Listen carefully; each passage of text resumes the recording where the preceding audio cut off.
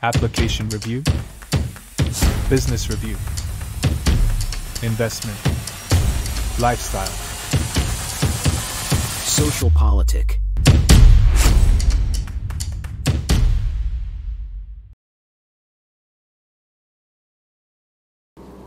Halo Bapak Ibu, saudara-saudari sekalian, lovers and haters, salam cerdas Indonesiaku. Jumpa lagi kita pada kesempatan kali ini. Bagi Anda yang belum subscribe channel saya, silakan subscribe channel saya. Tekan loncengnya agar Anda dapat notifikasi setiap kali saya mengupload video-video saya.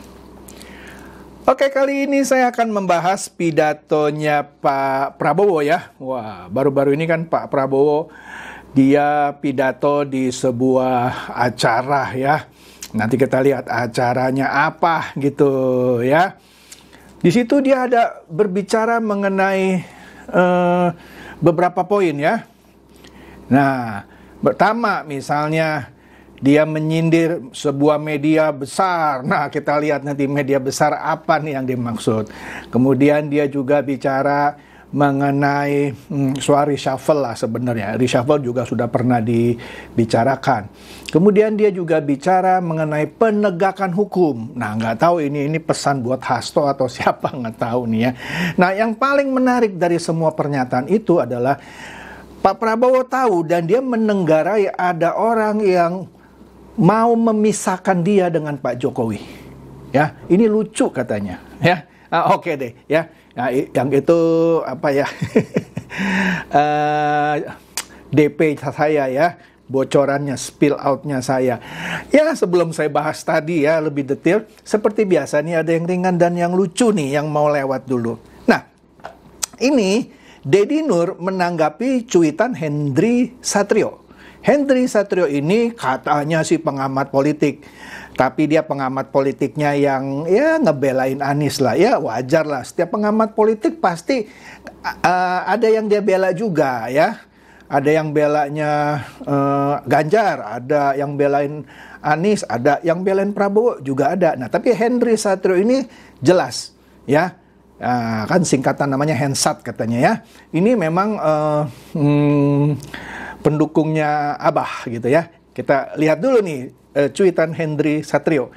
Dia bilang begini, bila di kemudian hari IKN ternyata memang mangkrak, nah inilah anak Abah atau yang ngepro sama Abah, salah satu doanya itu IKN mangkrak gitu ya. Nah ini dia nih, pengamat politik juga termasuk kena virus mangkrak gitu ya.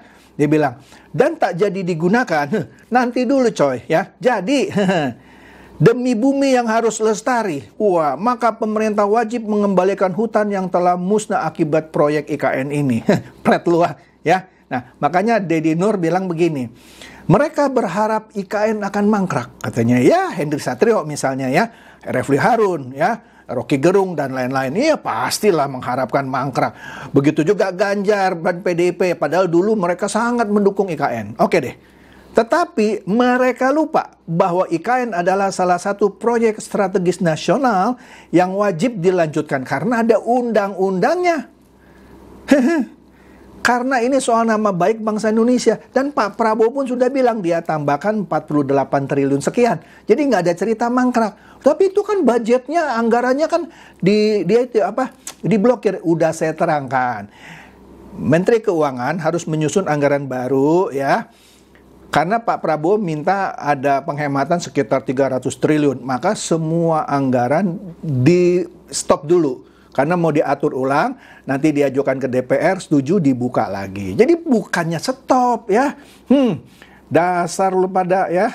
Oke, lanjut. Nah ini dia nih, ini nggak tahu ini pesan buat Hasto atau pesan buat siapa, saya nggak tahu ya. Pak Prabowo bilang begini, tak ada yang kebal hukum di bawah republik ini, rasain deh, nggak tahu lah nih buat siapa ya. Nah ini berhubungan dengan USAID, dana bantuan dari Amerika Serikat yang dulu diobral kebanyakan juga jatuh ke sejumlah media massa di dunia. Udah pernah saya bahas sekilas kemarin kan ya. Nah di sini ada pernyataan dari BBC ya. BBC menyatakan bahwa iya betul dia menerima dana dari USAID ya.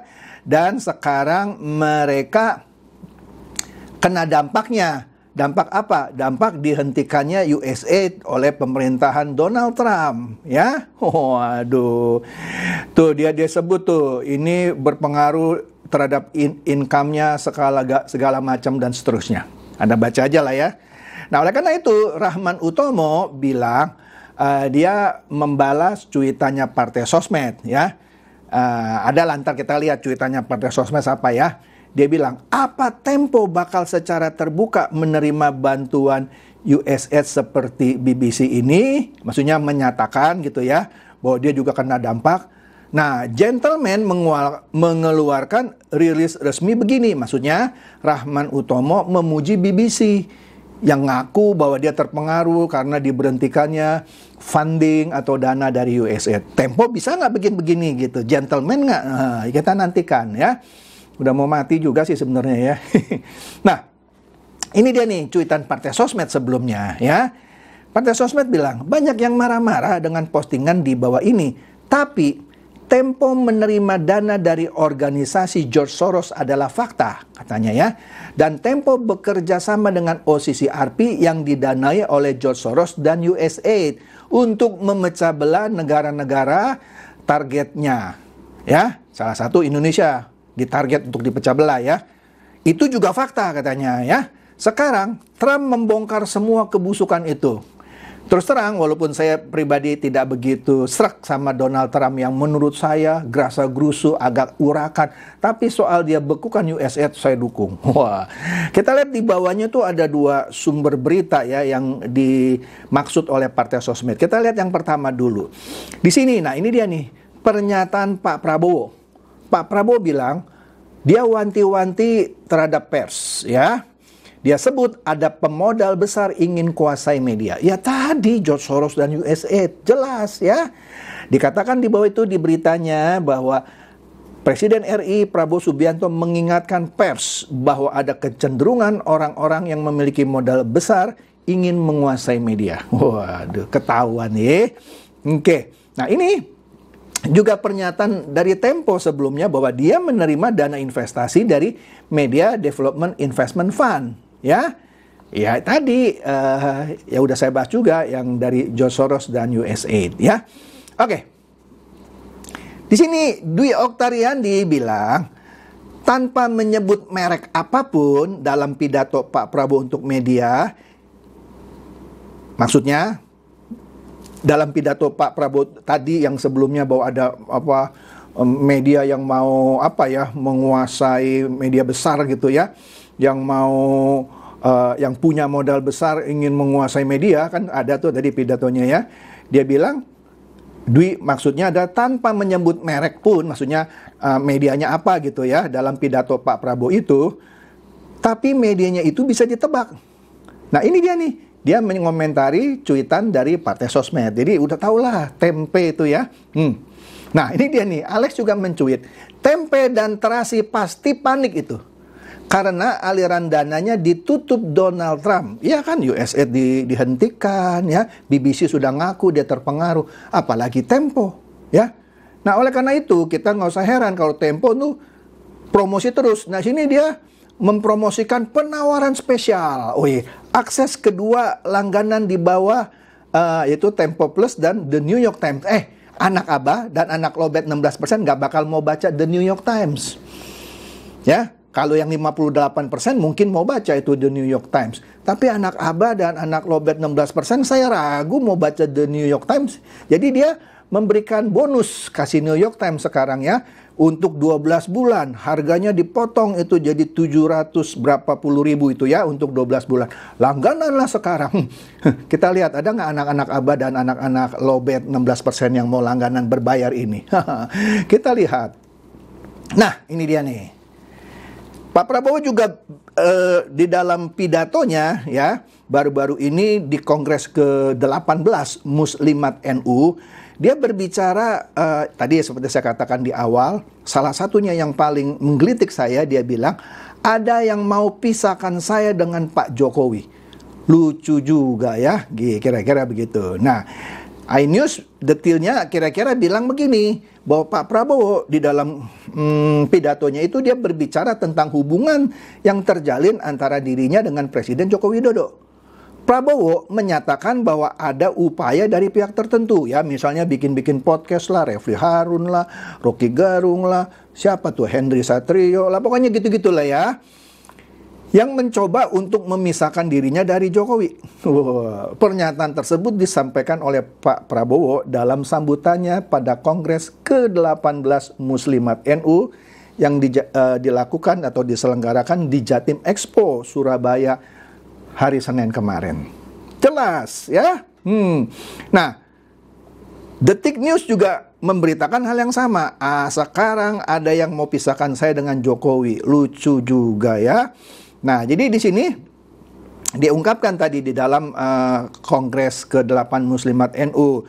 Dia cerita pada awalnya dia diperkenalkan kepada Ibu Khofifah ya, Gubernur Jatim terpilih sekarang. Itu pun diperkenalkan oleh Jokowi. Dia juga cerita bahwa Pak Prabowo ini dia ngaku banyak belajar dari Pak Jokowi soal politik. Pak Prabowo menilai pihak yang sudah tak berkuasa tak perlu diolok-olok. Kan sekarang tiap hari orang ngolok-olok Jokowi, adili Jokowi ini. Dibilang yang sudah tak berkuasa tak perlu diolok-olok.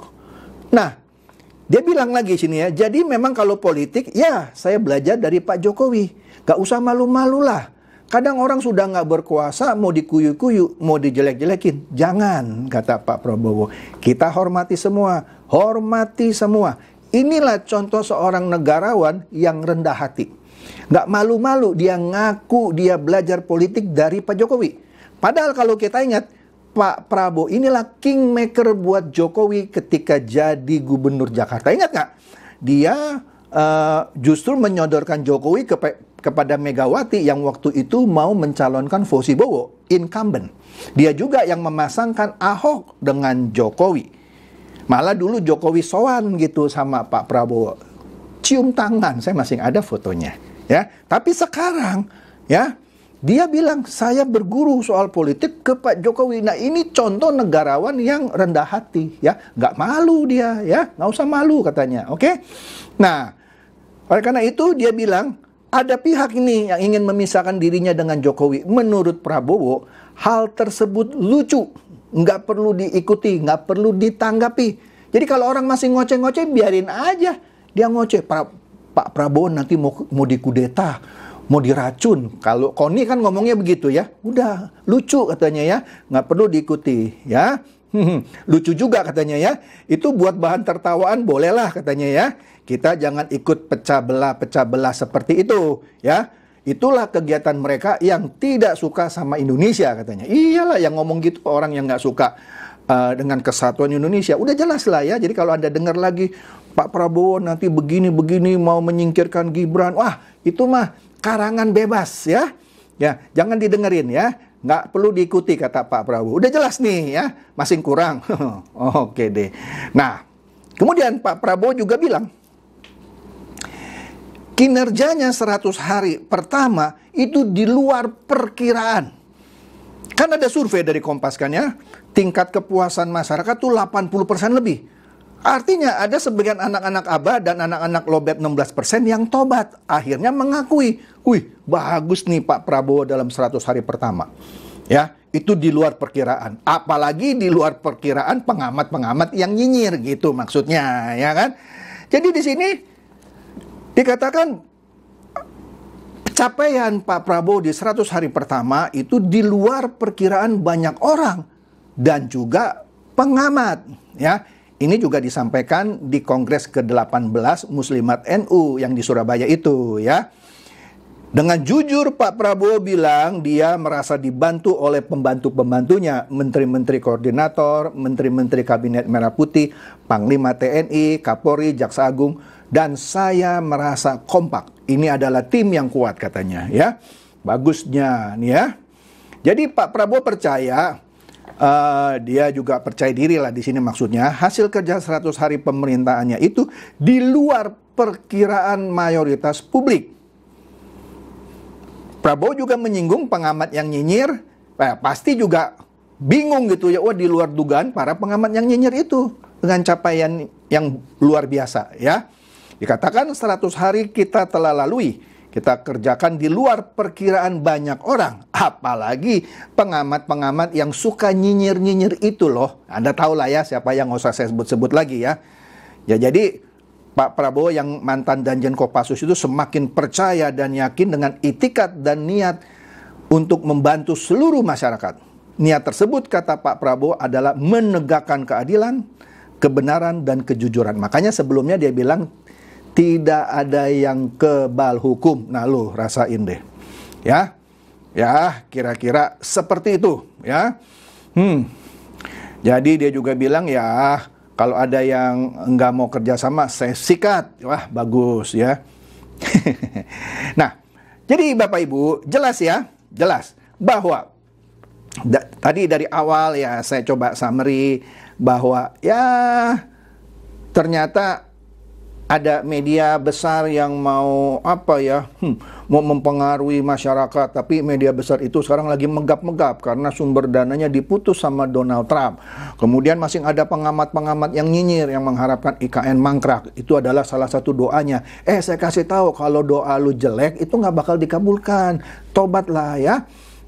Oke. Jadi itu saja ya. Jadi jangan percaya sama hoax-hoax gitu ya, yang memang diciptakan oleh para pengamat, oleh para penyinyir gitu juga ya, yang mau memecah belah ya. Makanya kalau dengar berita ya, ulasan berita ya dengar dari channel saya ya. Saya kasih yang apa adanya ya, nggak digodok-godok, ditambah-tambahin. Memang begitu kok ya beritanya.